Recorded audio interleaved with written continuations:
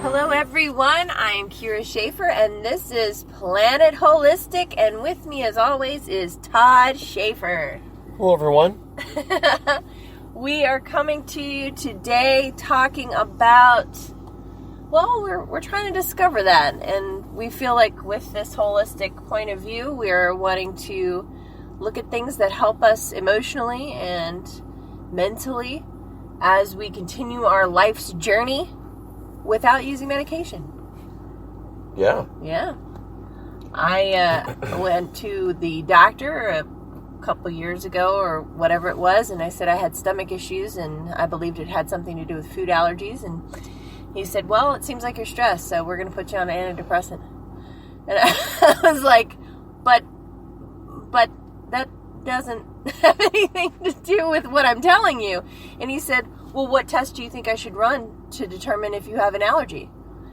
And I was like, thank you, goodbye. I went to an acupuncturist, chiropractor, and nutritionist, and we sorted more things out in that time than I ever thought I could fix with this particular doctor. By the way, the antidepressants didn't work. They made me sicker. And so it was a really... You actually did take the antidepressants? I actually did, yes. I thought, well, after 20 years of not going to the doctor, the allopathic doctor, maybe he's right. So he was a general practitioner, not a gastroenterologist? Right. Mm-hmm. Yeah, and he also didn't even recommend a gastroenterologist. So there was, I thought I'd go the allopathic route. Now, that's not to say that allopathic medicine isn't beautiful and wonderful and isn't exactly what people need when they need it.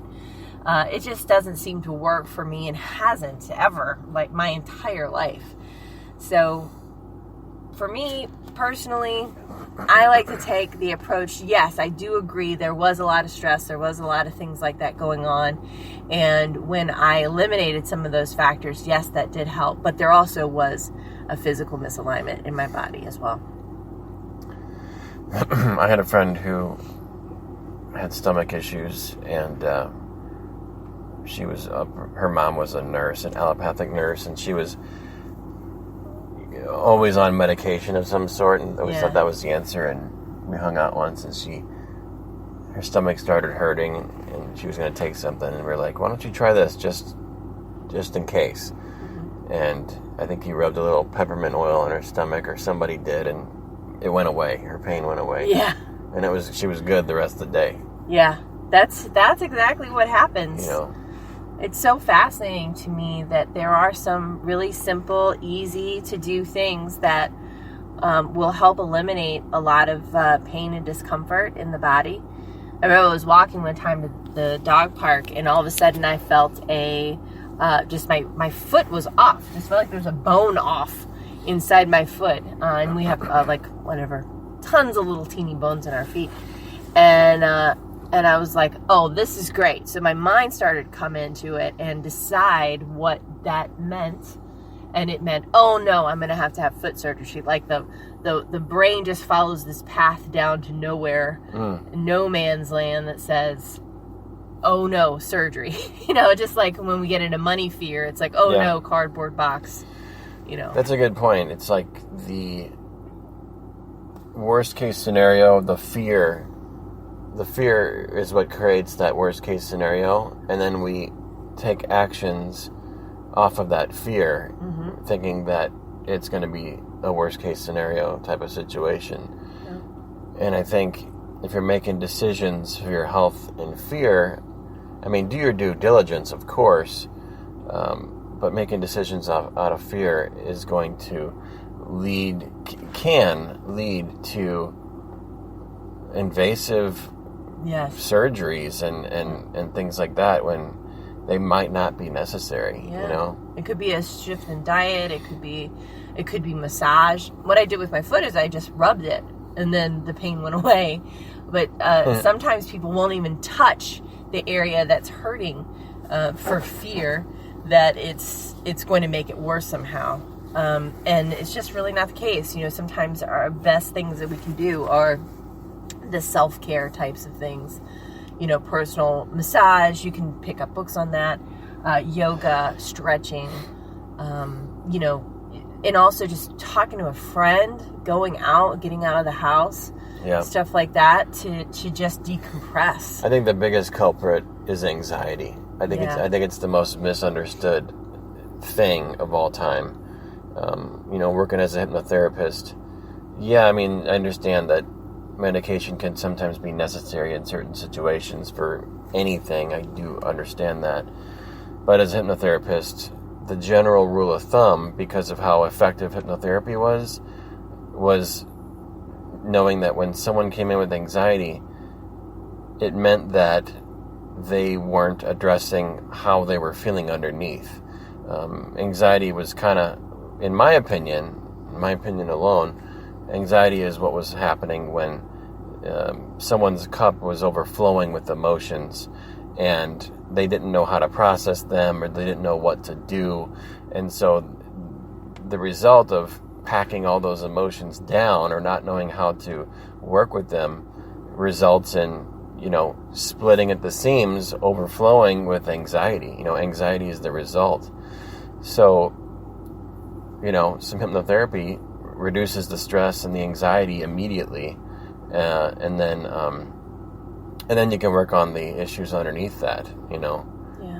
Anxiety is usually a symptom and not really a root, in my experience. It always points to something else. Why is it there? So it's like, look for the root cause and don't treat the symptoms. I think that's a really good rule of thumb. What is the root cause, and what are the symptoms? So that said, I think adopting the mindset of treating the root causes and coming at it with a holistic mindset can be way less expensive, number one. Yes. And number two, it can be a lot less invasive.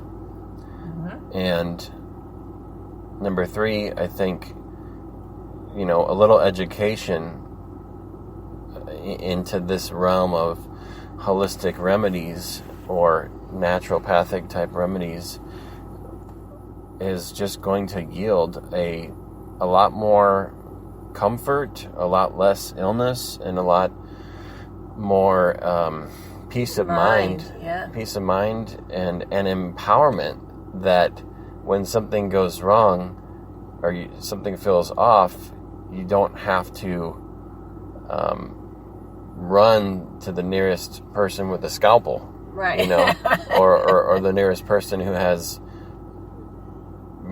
prescribed drugs. I mean, you got to think, anything that's a prescribed drug, while it can help, it's a foreign element in the body. It's and the body does know how to function.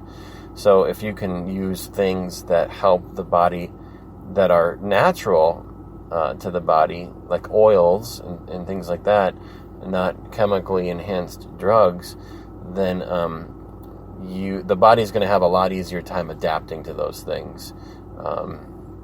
I've seen people, take one drug and then have side effects, and then take other drugs to offset the side effects. And it's like, common sense kind of comes in at some point. It's like, what do you do? I remember having a major, not a major thing, but a flu type of situation. My stomach was just horrible. I don't know if it was food poisoning, or I don't think it was, but I had something going on when I was staying with a friend, and it was horrible.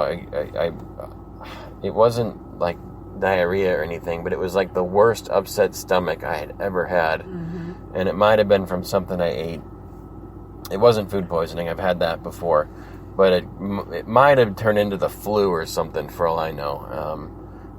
Anyhow, the person I was staying with, her mother, who stayed with her, was a doctor back in the day, and she said, give him some charcoal. So she gave me like a little bit of charcoal, or a charcoal pill, and that completely eliminated it. And I felt better almost instantly. Yeah, and that's kind of, they have that thought of the placebo effect, and it's not really the oils that's treating the problem. It's the belief that you have that the oils will cure the problem or the charcoal will heal it. But I'm telling you, my husband is incredibly analytical.